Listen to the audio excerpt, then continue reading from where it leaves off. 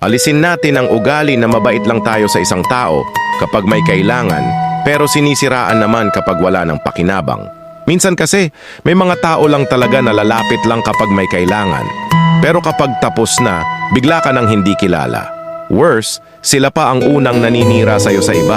Lahat tayo may pinagdaanan sa mga taong ganyan. Yung tipong tinulungan mo na, pero sa huli ikaw pa ang sinaktan. Nakakapagod, pero aral na lang talaga para sa susunod.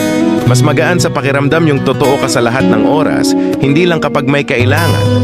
Masarap sa puso yung wala kang tinatapakang tao, kahit anong estado pa nila sa buhay. Kasi sa dulo, respeto pa rin ang binabalik ng mundo. Walang masama tumulong.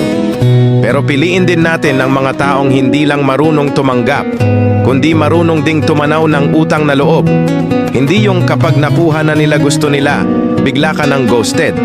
Parang promo lang na expired na, wala ka ng halaga. Kung ayaw natin ng ganitong trato sa atin, huwag din nating gawin sa iba. Kasi ang ugali, bumabalik din sa'yo. Kaya piliin maging mabuti kahit walang kapalit.